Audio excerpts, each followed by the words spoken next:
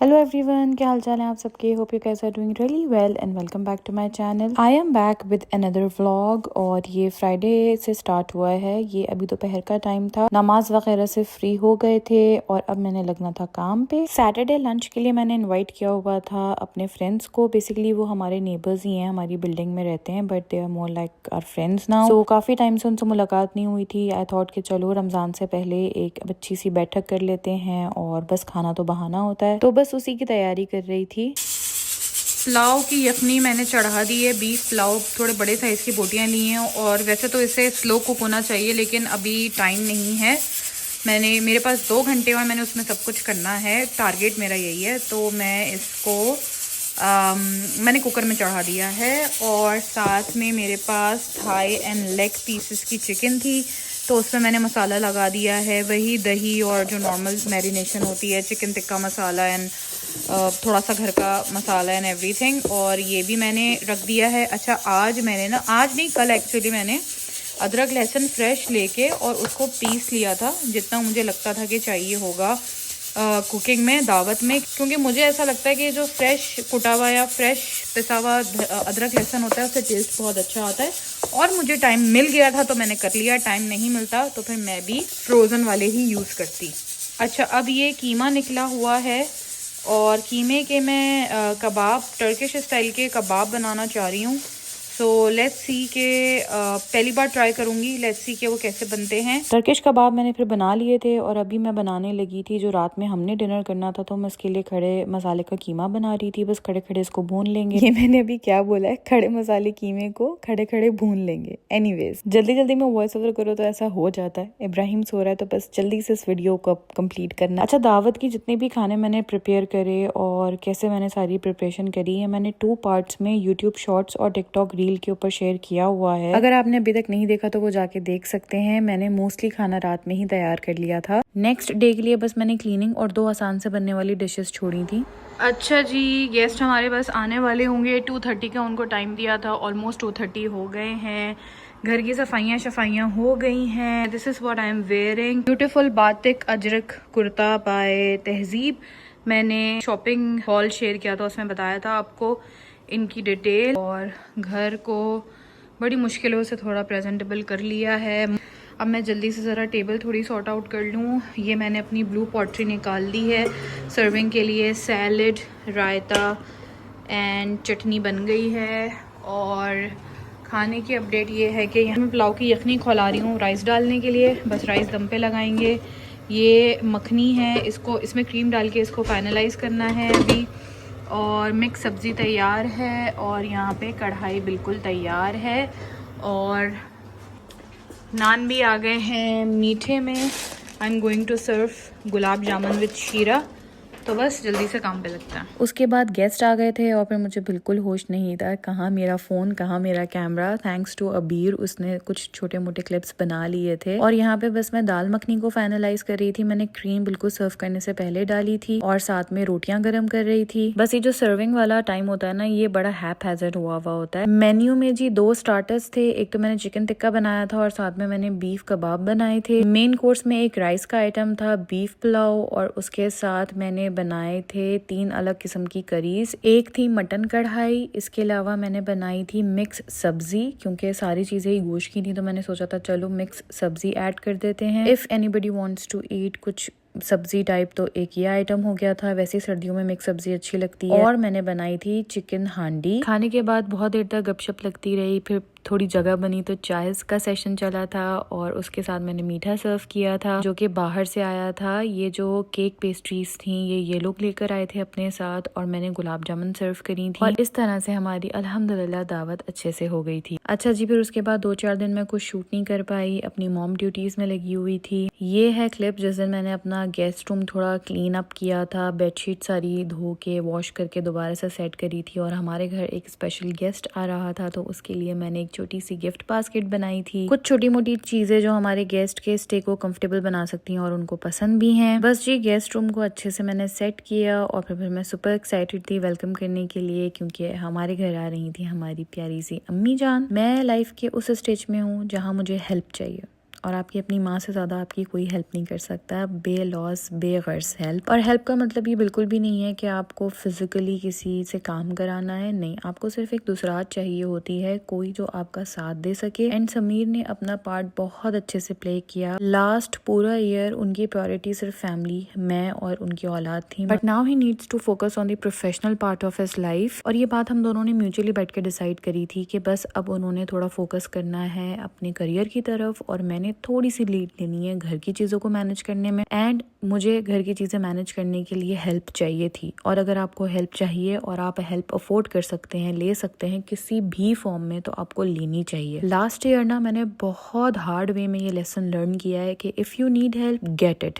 अपने मुंह से मांगे, कोई आपको तुर्रम खा बनने की जरूरत नहीं है, कोई आपको दुनिया को प्रूव करने की जरूरत नहीं है कि आप कोई बहुत ही वंडर वुमन है, आप सब खुद अकेले कर लेंगे। नहीं, इससे मेंटल हेल्थ, फिजिकल हेल्थ बहुत डैमेज होती है। और इसमें बहुत बड़ा रोल आपके फाइनेंशियली इंडिपेंडेंट होने का भी होता है। बेशक आप हाउसवाइफ हो, बेशक आपका फोकस आपकी फैमिली हो, मगर किसी न किसी फॉर्म में आपकी कोई ना कोई सोर्स ऑफ इनकम होनी चाहिए जिसे आप अपने तौर पे, अपने तरीके पे इस्तेमाल कर सकें। चाहे छोटी मोटी कोई हॉबी या स्किल ही ऐसा हो जो आपको थोड़ा बहुत अर्निंग दे देता हो। In my case it's content creation. So please दोस्तों, अपने लिए आसानी करो, अगर हेल्प ले सकते हो तो प्लीज हेल्प लो। अब बेशक ये घर मेरा है, काम मुझे ही करने पड़ते हैं, अम्मी यहाँ काम करने के लिए नहीं आई हैं, ना ही इब्राहिम का मेजर काम वो कर रही होती हैं, लाइक खाना पिलाना, सुलाना या उसका डायपर वगैरह मैं ही चेंज कर रही होती हूँ। जाहिर है मैं माँ हूँ, लेकिन जब वो खेल रहा है, उसका प्ले टाइम है या उसकी वेकिंग विंडो जब वो उठा हुआ है, वो उसको देख लेती हैं, उसका ध्यान रख लेती हैं। मेरे लिए यही बहुत है, मैं फोकस होके कोई एक काम कर सकती हूँ, फिर मुझे हर वक्त इब्राहिम को देखना नहीं पड़ता, और ये भी बहुत बड़ी हेल्प है। एनीवेज, अब बात कर लेते हैं रमजान की। रमजान आने वाला है, so happy Ramzan in advance to all of you. हर किसी की तरह हमारे घर में भी तैयारी शुरू हो गई थी रमजान की। मैं और अम्मी सारी ग्रोसरी कर आ गए थे, और अब बस मैं उन्हें प्रॉपरली सॉर्ट आउट करके रख रही थी ताकि चीजें सारी मैनेज हो जाएं इजीली। मैंने कल ही बैच कुकिंग कर ली थी, यानी कल का डिनर और आज जो हमने करना था वो बना कर रख लिया था। सो मैंने डिनर अभी नहीं बनाना था क्योंकि मेरे दिमाग में पहले से था जो डिनर बनाने की मेरी विंडो होती है, जो मुझे खाना बनाने का टाइम मिलता है, उसमें मैंने तैयार करना था। कीमा समोसा और स्प्रिंग रोल की जो फिलिंग है वो तैयार करके मैंने रखनी थी, तो बस मैं जल्दी जल्दी से वो सारा काम कर रही थी। And just by the way, for the very first time in my life मैं अपने घर के अंदर ये समोसे और स्प्रिंग रोल बनाने वाली हूँ। आज से पहले आपने कभी मेरी किसी भी वीडियो में नहीं देखा होगा, मैं हमेशा रमजान में फ्रोजन ही लेकर आती थी। मुझे लगता था कि यार 2 बंदों के लिए इतनी क्या ही मैं जतन करूं और स्पेशली पूरा प्रिपेयर करूं, और फ्रिज भी यहाँ पे छोटे होते हैं, बस बाहर से आ जाएगा वही खा लेंगे। आई मीन जस्ट बहाने होते थे मेरे, और कुछ भी नहीं, मेरी काम चोरी होती थी। इस बार पता नहीं क्यों मेरा दिल चाहा कि नहीं, रमजान के लिए स्पेशल प्रिपरेशन करनी चाहिए। जब इतनी सारी चीजों के लिए की जाती है तो why not for Ramzan. And honestly speaking, यहाँ पे जो फ्रोजन समोसे या स्प्रिंग रोल मिलते हैं उनमें बिल्कुल भी देसी और अच्छा चटपटा टेस्ट नहीं होता है। इस बार दिल किया,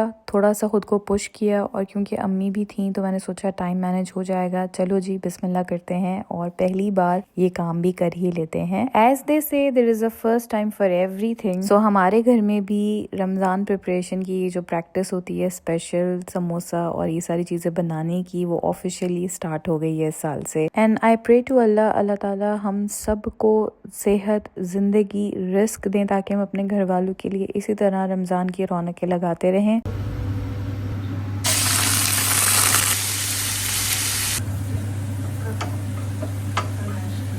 समोसे की फिलिंग रेडी हो गई थी, तो अब मैं आ गई थी स्प्रिंग रोल की तरफ। बोनलेस चिकन को मैंने बहुत अच्छे तरीके से चॉप कर लिया था, लाइक छोटे छोटे क्यूब्स में, और मैंने इसी तरीके से इसको ऐड करा है अपने रोल्स के अंदर। मैंने वो बॉईल करके जो श्रेडेड चिकन ऐड करते हैं वो नहीं किया, मुझे ऐसी खाने में ज़्यादा अच्छी लगती है। और रेसिपी मैंने खुद इंटरनेट से फॉलो करी है, बड़ी बेसिक सी चीज़ें इसमें गई थी। इसमें मैंने डाला था जिंजर पाउडर, गार्लिक पाउडर और काली मिर्च, नमक, सोया सॉस, चिली सॉस, मगर बहुत थोड़ी थोड़ी से ज़्यादा सौगी ना हो जाए सब्जियां। हाई फ्लेम पे कुक किया था, और इसके अंदर मैंने थोड़ी सी कुटी मिर्ची भी डाली थी और चिकन पाउडर ऐड किया था एज पर द रेसिपी। और हाँ, सब्जियों का जो रेशो रखा था उसमें मैंने कैबेज ज़्यादा रखी थी, क्योंकि आप लोगों ने अगर नोट किया हो तो जो ये स्प्रिंग रोल होते हैं इसमें कैबेज थोड़ी ज़्यादा होती है। बिल्कुल भी ओवर कुक ना करते हुए बस थोड़ा सा सौते करके मैंने चूल्हा बंद कर दिया था। अच्छा, जब चूल्हा बंद हो गया था और इसकी भाप अच्छे से निकल गई थी ना, तो फिर मैंने इसके ऊपर जो ये स्प्रिंग अनियन होती है वो ऊपर से डाल दी थी। मैंने स्प्रिंग रोल में स्प्रिंग अनियन डलती जाती है, इसीलिए वो स्प्रिंग रोल कहलाते हैं। ये मुझे अभी पता चला था तो मैंने आप लोगों के साथ भी शेयर कर दिया। एनीवेज फिर उस दिन और ज्यादा कुछ काम हो नहीं पाया था, बस खाना और फिर हम सब सो गए थे। और ये नेक्स्ट डे है। आज का दिन बहुत लंबा था क्योंकि मैंने बहुत सारी क्लीनिंग करनी थी। एक दिन बाद रमजान था। मैंने सोचा था कि हर हाल में पूरे घर को अच्छे से क्लीन अप कर लूंगी, पूरा रीसेट कर दूंगी ताकि कम से कम 1-1.5 हफ्ता सुकून से गुजरे। ऊपर से तो आप डेली सफाई कर सकते हैं, लेकिन डीप क्लीनिंग रमजान में विद कुकिंग एंड इबादत विद अ चाइल्ड नहीं हो सकती। सबसे पहली बारी आ गई थी हमारे कॉमन वॉशरूम की, तो मैंने उसको बहुत अच्छे से डीप क्लीन कर लिया था। और यहाँ पे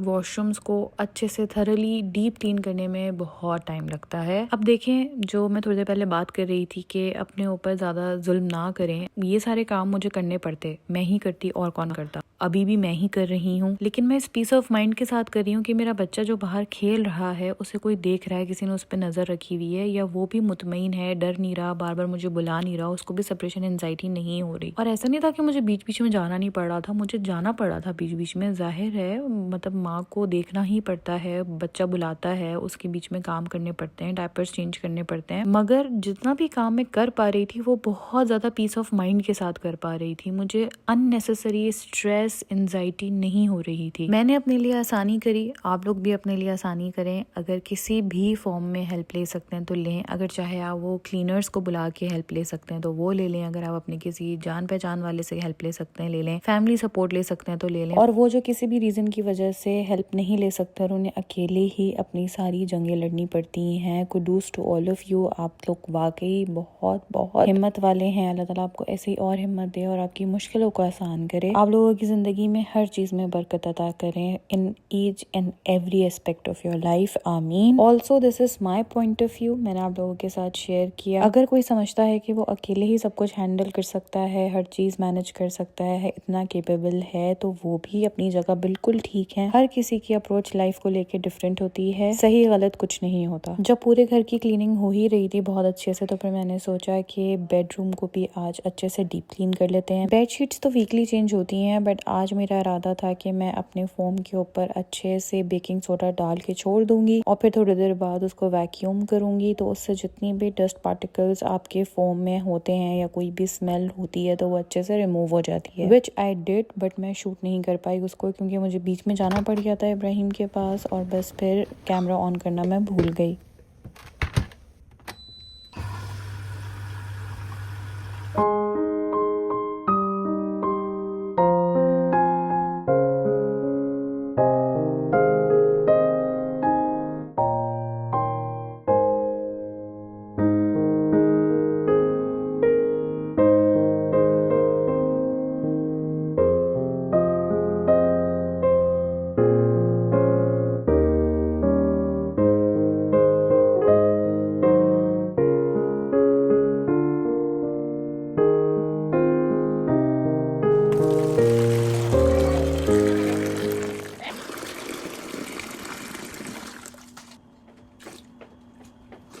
जिस दिन मुझ पे सफाई का दौरा पड़ता है ना और मुझे अपने घर का एक एक कोना चमकाना होता है, उस दिन मैं अपना ये शार्क का हैवी ड्यूटी हूवर निकालती हूँ। इससे घर की एक एक कोने की मिट्टी सारी वैक्यूम हो जाती है अच्छे से। बहुत थरली मैंने वैक्यूम लगाया और उसके बाद फिर अब मैं मॉपिंग कर रही थी।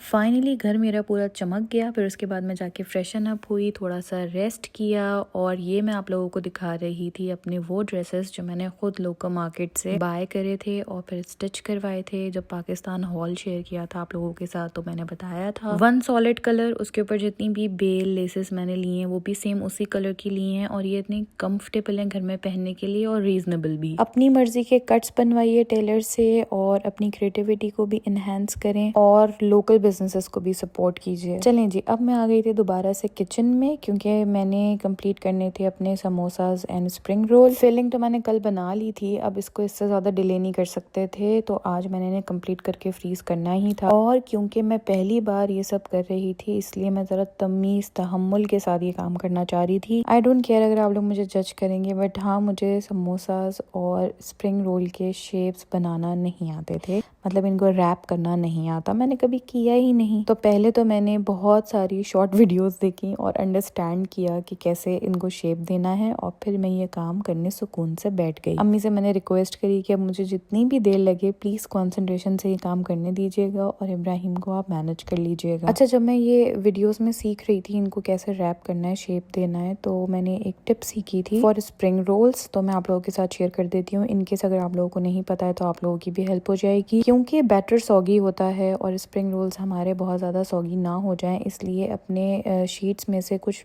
पीसेस इस तरीके से काट लें छोटे छोटे, और अपनी जो मेन आपकी स्प्रिंग रोल की शीट है उसके अंदर इस छोटे से पीस को रख दें, ताकि जो फिलिंग है वो उस पीस के ऊपर आए, और फिर आप जिस तरीके से भी रैप करना चाहें, शेप देना चाहें, शेप दे दें। इससे फ्राई करते हुए आपके जो स्प्रिंग रोल्स हैं वो बहुत क्रिस्पी ही रहते हैं। अच्छा, मैंने स्प्रिंग रोल्स के अंदर ना फिलिंग थोड़ी ज्यादा करी, और बनाते हुए मुझे एहसास हुआ कि जो मैंने बैटर बनाया है वो थोड़ा कम है। प्लान मेरा 30 स्प्रिंग रोल्स बनाने का था, बट मैं हार्डली 14-15 ही बना पाई। सो मुझे फिलिंग दोबारा से एक दफा बनानी पड़ेगी, और जो रिमेनिंग शीट्स हैं उनको यूज करेंगे, बट फिलहाल अच्छा गुजारा हो जाएगा। अच्छा, स्प्रिंग रोल बनाते हुए तो मुझे कोई भी खास मेहनत नहीं करनी पड़ी, और बहुत आसान था उसका शेप अंडरस्टैंड करना, वो तो बन गए। असल में तो मुझे टफ टाइम दिया समोसाज ने। बाय गॉड, मुझसे इसका शेप ही नहीं बन के दे रहा था। मुझे इतनी स्ट्रगल करनी पड़ रही थी, इतनी मुश्किल से मुझे समझ आई है, और क्योंकि मैं रिस्क नहीं लेना चाह रही थी इसलिए मैंने 2-3 ही पट्टियां यूज करी समोसाज की। मैं उसी पे बार प्रैक्टिस करती रही, और वंस मुझे